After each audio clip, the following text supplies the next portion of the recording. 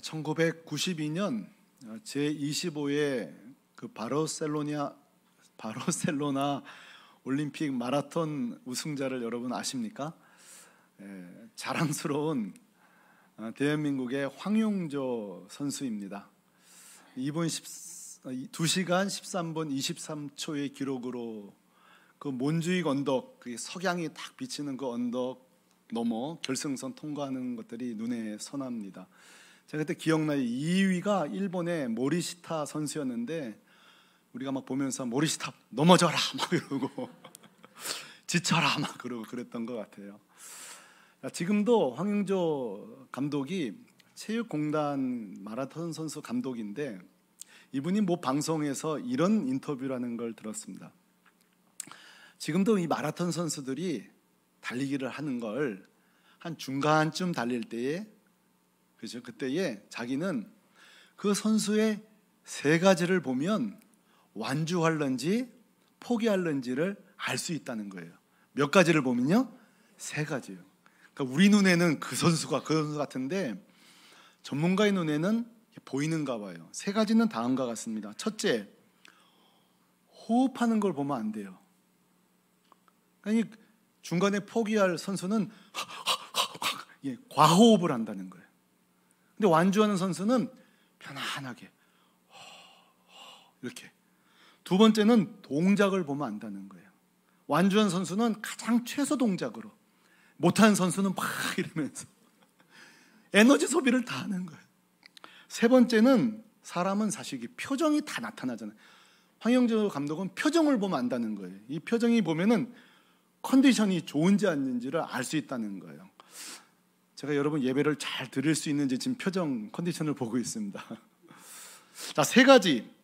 그러니까 감독, 이 전문가 눈에는 이게 보이는가 봐요. 제가 이 황영주 선수의 인터뷰를 들으면서 그런 생각을 좀 해봐요. 하나님이 우리를 보실 때도 다 보이지 않을까? 우리 목사들을 볼 때에, 우리 성도들을 볼 때 말이에요. 저 목사가 끝까지 신실하게 목회할런지, 저 성도가 변질되지 않고 끝까지 믿음 생활할런지 우리는 안 보이는데 주님의 그 불꽃 같은 눈은 다 알지 않으실까?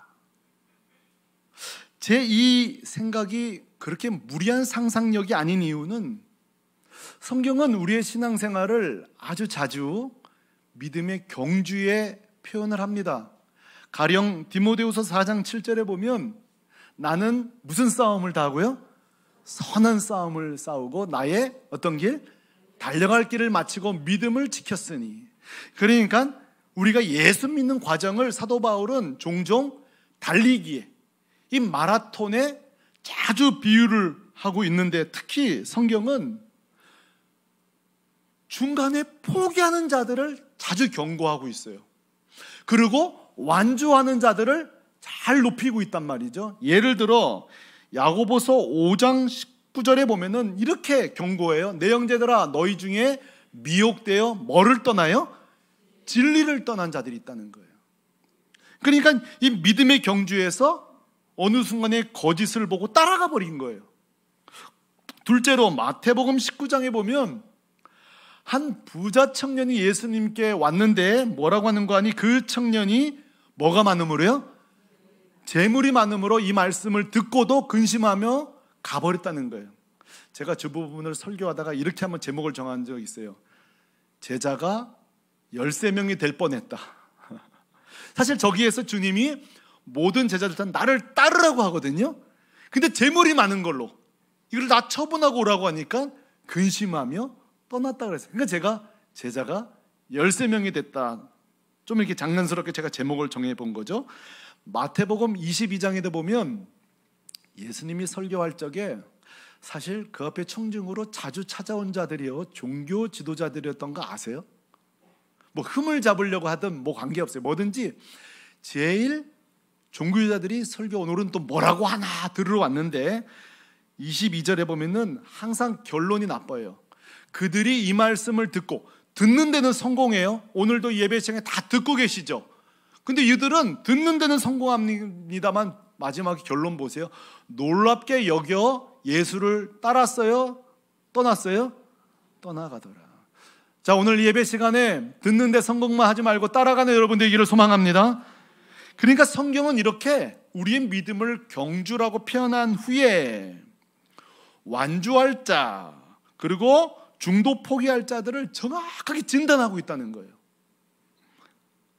그러니까 우리가 오늘 황영조 감독이 세 가지를 보면서 관찰이 되듯 성경도 우리를 바라보면서 이렇게 친절하게 관찰을 해주니 오늘 이 설교를 듣는 저와 여러분이 나는 목사인데 나는 장로인데 내 샘터직인데 나는 권사인데 이러지 말고 오늘 이 말씀을 통하여서 내가 요즘 주님의 불꽃 같은 눈으로 관찰할 때에 내 요즘 신앙생활이 이거 정도에서 이탈해졌네 깨닫는 은혜가 있기를 축복합니다. 특별히 제가 오늘 이 주제를 심각하게 다루는 한 가지 이유가 있습니다. 그 이유는 올해 들어와서 최근에 지난 2월부터 지난주까지 이 교계에 잠잠할만 하면 또 자꾸 사건이 자꾸 터져요. 최근에 또 이 교계에 부끄러운 사건들이 터졌는데 신학을 전공하지 않은 우리 성도들 중에서 찬양사역자, 아주 유명한 찬양사역자가 성적 문제로 스캔들이 무너지고 한 목회자는 재정 문제로 또 어떤 갑질 문제로 하여간 우리가 알만한 한 4사람의 목사든 일반 성도 사역자든 사고를 치고 지금 넘어진 거예요. 근데 이 얘기를 저에게 전달해준 한 후배 목사님이 그러는 거예요. 내가 놀래가지고 아니 그 목사님이 그 찬양사역자가 그랬단 말이야 그랬더니 이 후배 목사가 재미있는 얘기를 해요. 목사님, 우린 다 알고 있었는데요. 뭘 알고 있으니까는 나는 저분 넘어질 줄 알았다는 거예요. 저 사역자가 저렇게 꼬꾸라질 줄 알았다는 거예요. 저 목사님이 저렇게 될 줄 알았다는 거예요. 너 신통하다. 그걸 어떻게 알았냐 그랬더니만 이미 우리 사이에 자자하다는 거예요. 우리 찬양사역자들 사이에서 자자하다는 거예요. 우리들 그 강대상 밑에 내려오면 그분의 행동이 자자하다는 거예요. 여러분, 저는 강대상 위와 아래가 똑같나요? 혹시 문제가 있으면 1대1로 풉시다. 먼저 신고하고 그러지 마세요. 근데 재밌잖아요. 목사님, 우리는 알고 있었어요. 그러니까 무슨 말이에요? 지금 우리 눈에는 막 방송에 나오고 화려한 찬양 인도자고 했지만 그들 구석구석에서는 이미 몇 가지를 관찰해 보니 넘어질 줄 알았다는 거예요. 완주 못할 줄 알았다는 거예요. 제가 왜 이게 속상한 거 하면은 한 사역자가 이렇게 있잖아요. 그럼 그 뒤에 이 사람을 바라보는 자들이 막 줄 서 있다고요. 그러니까 지만 넘어지는 게 아니라니까. 그 뒤에 막 줄줄이 넘어지는 거예요. 아이고, 저 사람 넘어졌네. 역시 사람은 약하지. 이래주면 얼마나 좋아. 나 예수 안 믿을란다. 나 교회 안 나갈란다. 여러분, 이 사람이 유명하지 말든지, 기왕 유명하면 좀 바르게 살든지. 우리 성도들도 마찬가지예요.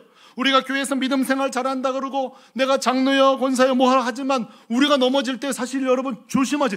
내 뒤에 쭉 줄 서 있다니까요. 그러니까 제가 속상한 이유가 그거예요.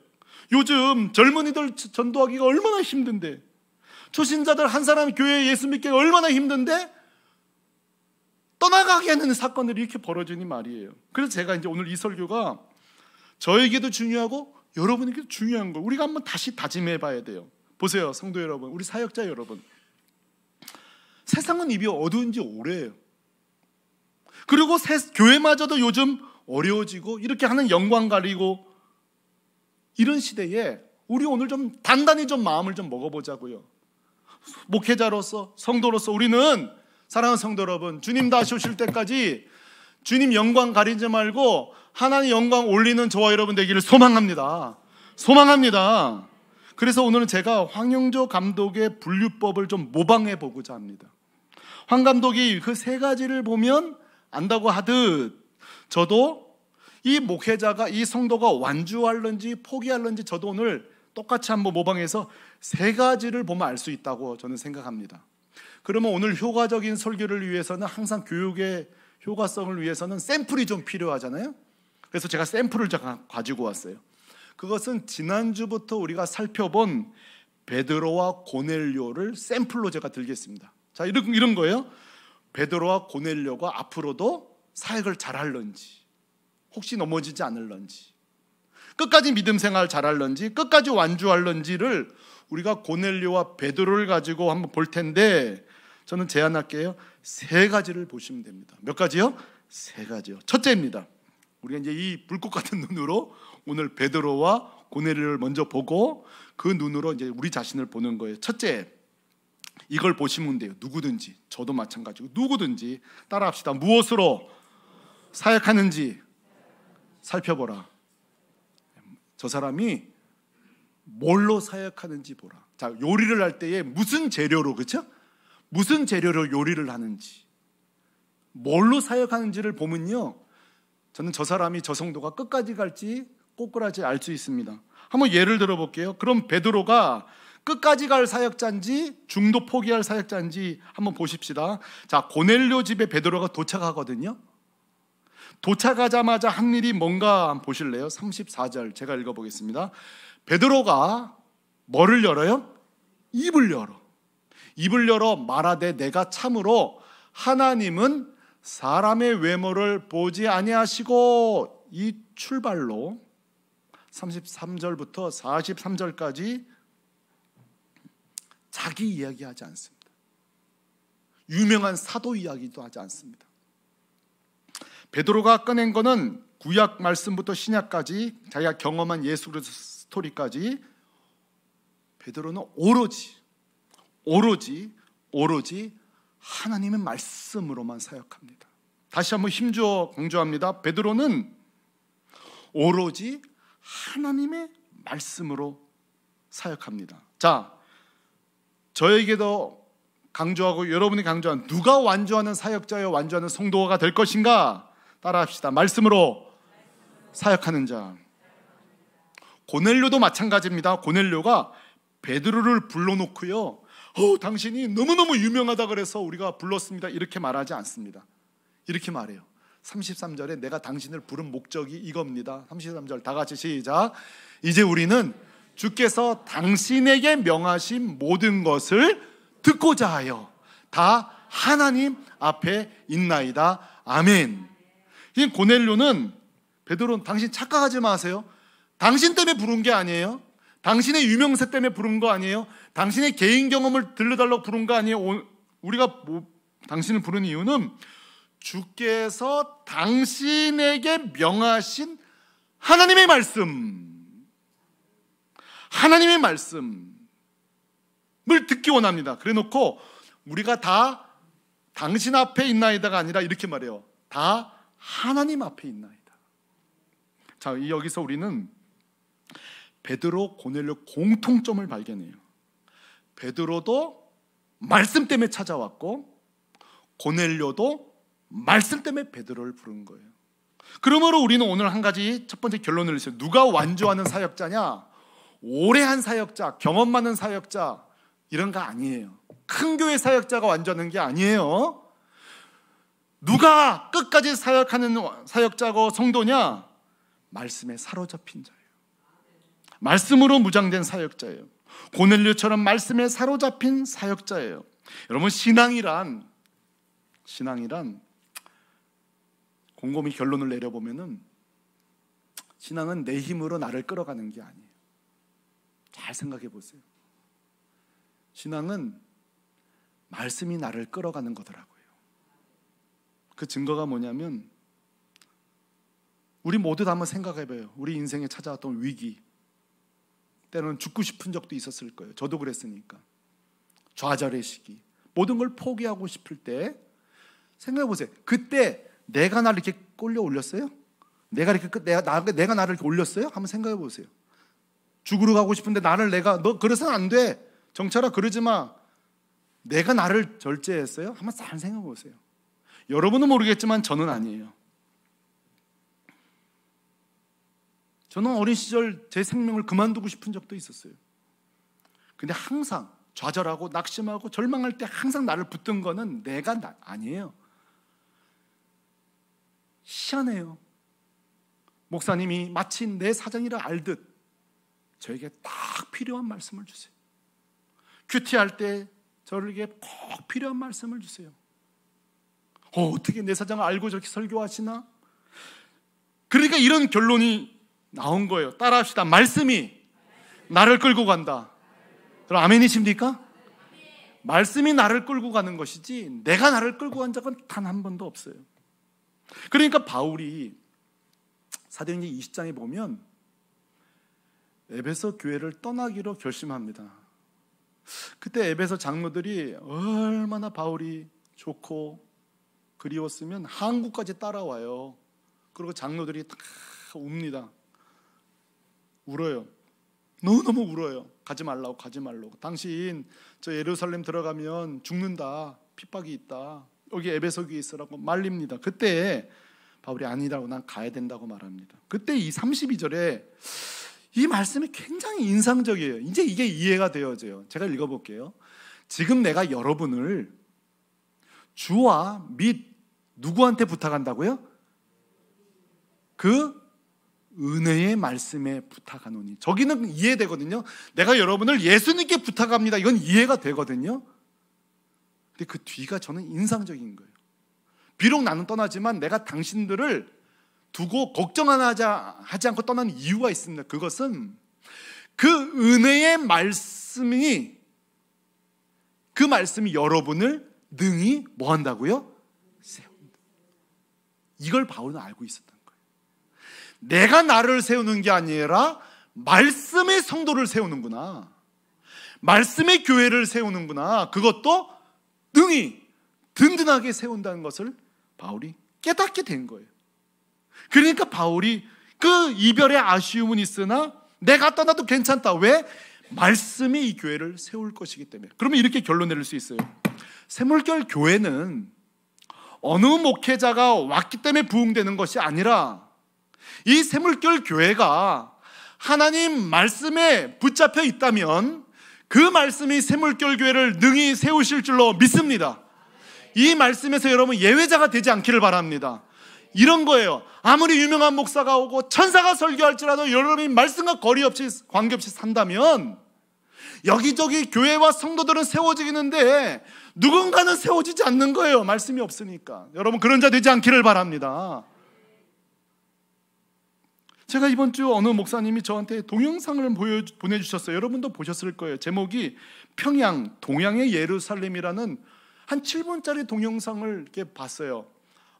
필요하시면 제가 이제 우리 보내드릴 텐데, 이게 뭔가 보니까 그 1800년도 말, 구한말 이때의 초대교회 선교사들이 와서 막 부흥이 일어났던 그 장면이 희귀 영상이에요.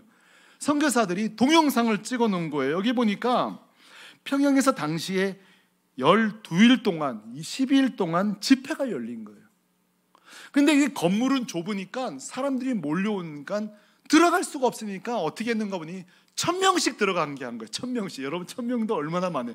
그런데도 못 들어간 사람이 있다니까요. 그러니까 이렇게 교대로 들어가니까 1000명씩 만약에 서로 다른 사람 10,000명 이상이 모였다고 볼 수가 있어요. 근데 여러분 그 다음 사진 보여주시면, 저 사진 좀 보세요. 자막을 보면 심지어 글씨 보여요? 어디에서 어디로요? 목포에서 평양. 저기다 걸어서 온 거거든요. 도대체 목포가 여기가 어디란 말이에요? 근데 맨몸으로 오는 것도 어려운데 지금 저 머리에 뭐가 있는지 아세요? 잘 보세요. 안 보이면 제가 알려드릴게요. 솥단지를 메고 온 거예요. 이불, 비계. 저게 왜냐하면 12일 동안 12일 동안 집회가 열린다고 하니 불 피워서 밥해 먹으려고 한 거예요. 이불을 덮어서. 그런데 여러분 어떤 일이 벌어진지 아세요? 이 집회 도중에 갑자기 갚지 않은 돈을 갚으러 찾아오고, 예배 도중에 심지어는 평생 나 몰라 하러 가정을 내팽개쳤던 아버지가 회개하고 집으로 돌아가게 되고, 떠나간 아들이 돌아오고. 자 여러분, 이 집회 동안에 뭐가 그들을 사로잡은 거예요? 이 선교사들이 신문을 들고 와가지고 뭐 신비하게 뭐 이런 거 아니에요. 그 12일 동안 하나님의 강력한 말씀이 그들을 사로잡은 줄로 믿습니다. 회개가 일어나고 결단이 일어나고 말이죠. 그래, 한국교회의 부흥은 사실은 말씀의 부흥으로부터, 그래서 이름도 사경회라고 한 거예요. 말씀을 배우는.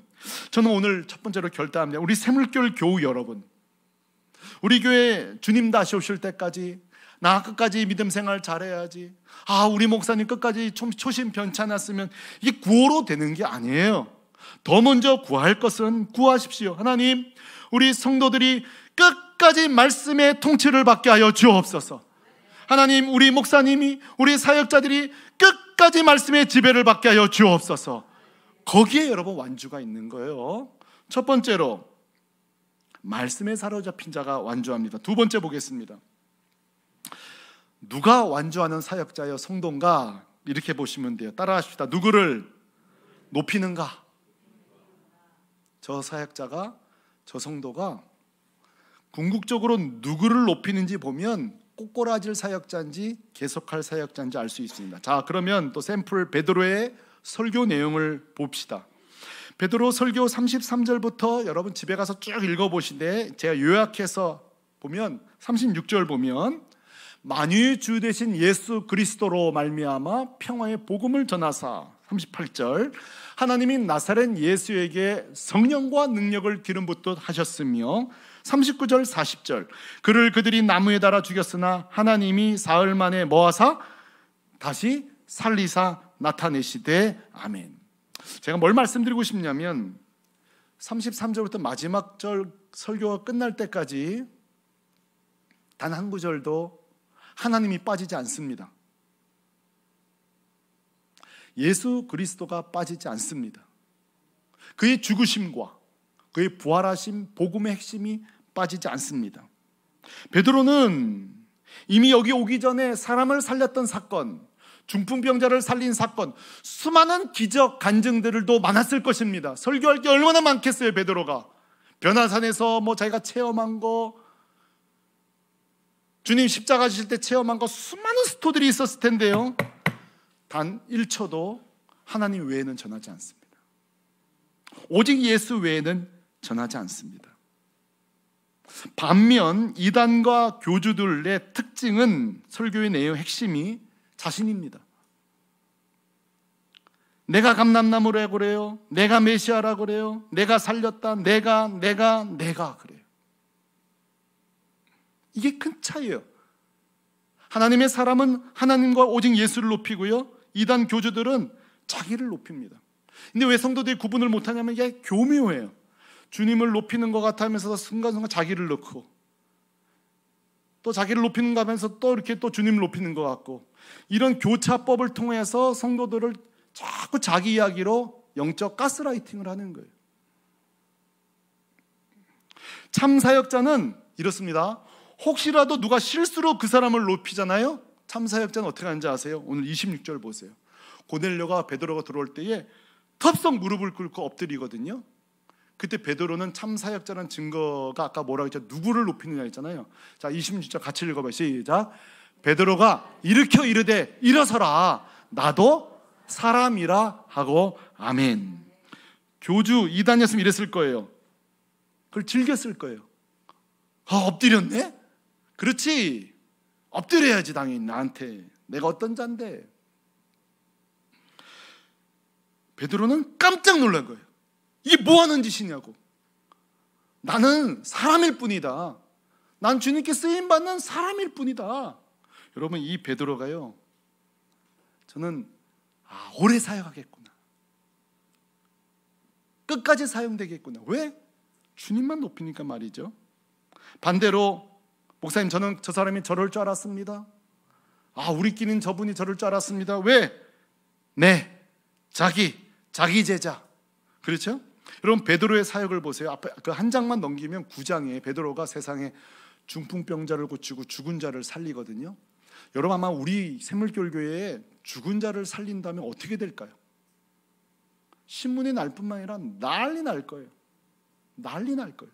중풍병자 일어난다, 난리 날 거예요. 샘물교회 이정철 목사 중풍병자 살리다. 제가 원증 원하든 제 이름이 신문 나기 시작할 거예요.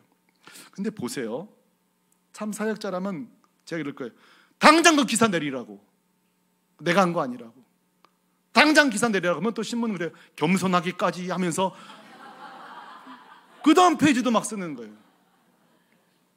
세상은 그래요. 왜냐하면 내가 그걸 좋아할 걸 알기 때문에. 세상은요 그걸 알거든, 뭘 좋아하는지. 그러니까 하지 말할수록 더해. 근데 보세요, 베드로는 9장 35절에 이 중풍병자를 고쳐요. 근데 그 결론을 보세요. 자, 사람이 중풍병자가 나았어. 근데 결론이 보세요. 사람들이 다 그를 보고 누구께 돌아와요? 주께로 돌아가니라. 베드로가 아니에요. 왜? 베드로가 계속 주님만 높이니까, 정확하게 가르쳤으니까. 내가 한 거 아니다, 난 사람이다, 이거 주님이 고친 거다. 그러니까 결론도 뭐예요?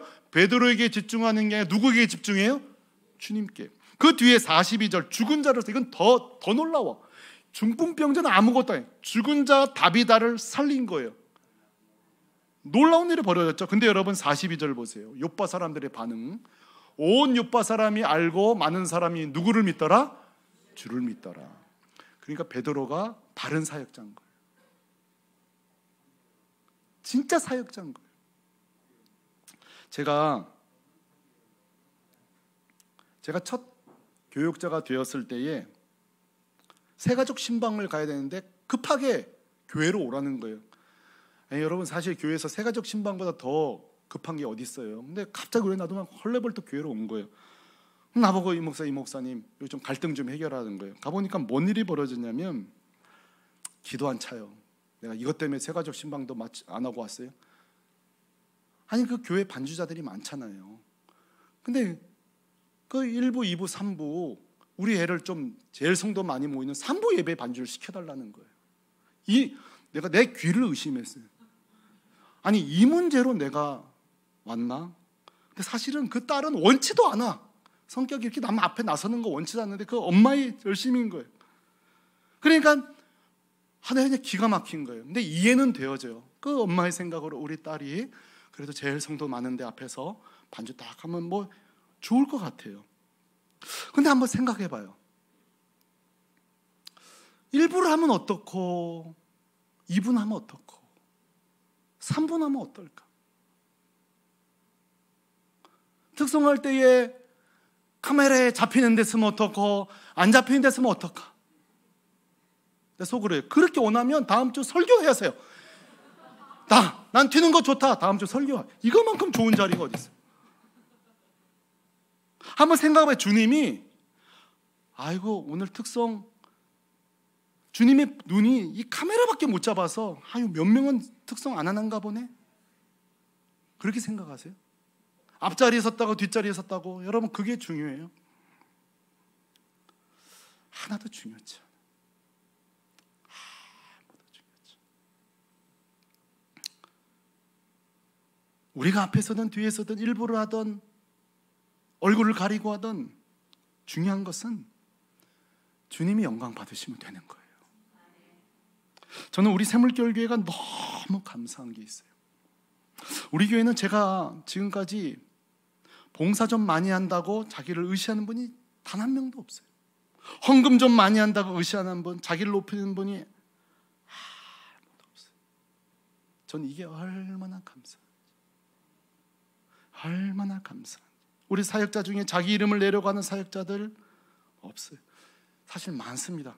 제 주변에 있어요. 좀 이렇게 좀 도드라지고 싶어서, 튀고 싶어서.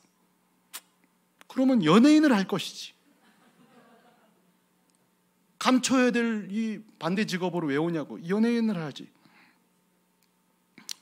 샘물교회 교회 여러분, 사역자와 성도 여러분, 우리가 끝까지 변질하지 않는 방법은, 우리가 싸우지 않고 사이좋게 지내는 방법은 하나밖에 없어요. 주님만 높이면 됩니다. 주님만 영광 받으시면 됩니다. 마지막입니다. 누가 완주하는 사역자냐? 딴 거 없어요. 오늘 설교 제목처럼 최고의 스승되는 성령과 동행하는 자는 완주합니다. 이 성령님이 하신 일이 참 놀랐습니다. 자 보세요. 우리가 성경 잘 봐야 되는 거, 기도해야 된다는 거, 겸손해야 된다는 거, 주님께만 영광 돌리는 거, 이거 모르는 사람이 있어요? 이거 모르는 사람이 있어요? 알아요. 근데 여기가 안 돼. 다 아는데도. 교만하지 말아야 되는 거 모르는 분 있어요? 이게 안 돼. 자, 근데 이 성령님이 누구냐면 그 안 되는 걸 해결해 주시는 분이 성령님이십니다. 죽었다 깨어나도 성경 보기 싫을 때 그래도 성경 볼 마음이 생기게 하는 거 우리 힘이 아니에요. 성령이에요. 요즘 내가 너무 기도 없이 산다, 이 위대한 생각을 하게 하는 분이 성령님이. 저는 그래서 기도 안 하는 것도 두 종류가 있어요. 아예 안 하는 거와 해야 되는데 하면서 안 하는 거. 요건 좀 그래도 내가 좀 인정해주는. 그래서 우리 성도들이 그래도 안 하더라도 해야 되는데, 요거는 이제 뭐냐면 성령의 촉구는 받고 있다는 거. 그게 뭐예요? 이게 별 차이 있는 것 같지만 저는 그걸 굉장히 중요시 여겨요. 목사님, 제가 해야 되는데, 제가 섬겨야 되는데, 저는 왜 이걸 중요시 여기냐? 이게 성령이 그 안에서 작동하고 있는 거예요. 할렐루야. 이 성령이 하시는 일이 뭐예요? 우리 안에 죽었다 깨어나도 안 되는 영적인 생각을 하게 하시는 분이 성령이에요. 주일날 한 주, 두 주, 세 주 빠진다고 서도요, 마음이 편하다? 아니요. 성령이 내 교회 가야 되는데, 나 교회 예배 드려야 되는데. 그건 살아있는 사람이에요. 그러니까 오늘 보세요. 예수님이든 베드로든 이게 지금 성령에 따라서 막 사역하고요, 오늘 44절에 설교를 마친 뒤에도 성령이 얼마나 기뻐하시는지 44절 우리 다 같이 읽어봐요. 시작. 베드로가 이 말을 할 때에 성령이 말씀 듣는 모든 사람에게 내려오시니 아멘. 그리고 나서 48절에 보면 며칠 더 넘어서 더 좀 말씀을 전해달라고, 더 좀 찬송 좀 부르자고, 더 좀 기도 좀 드리다고. 자, 여러분, 성령이 아니면요, 우린 더 말씀 들을 생각이 없어요. 더 기도할 마음이 안 생겨요. 더 봉사할 마음이 안 생겨요. 그러나 성령이 함께 하시니까 보세요. 베드로를 떠나지 못하게 하는 게, 이게 뭐예요? 성령님이 하시는 일이에요. 이 성령님이 하시는 일이에요. 사랑하는 성도 여러분, 세상은 어두워진 지 이미 오래되었고요, 아쉽지만 교회도 지금 어두워지고 있습니다. 사역자도 어두워지고 있고 성도들도 어두워지고 있는 이 마지막 때에 여기저기 팍팍 쓰러지는 소리가 여기저기 들릴 때에 저는 선택했습니다. 그들을 비난하지 말고 나라도 똑바로 믿음의 길을 걸어가는 목사가 되자. 여러분도 결심하시기 바랍니다. 우리의 남은 시간을 어느 귀도 쓰러졌대, 어느 목이 쓰러졌대, 거기에 우리의 시간을 소비하지 말고 난 사람이라도 말씀으로 무장되고 오직 예수만 높이고 성령에 사로잡혀서 믿음의 경주를 멋지게 걸어가는 우리 샘물교회 성도들 되시기를 예수 그리스도의 이름으로 축원합니다. 축원합니다.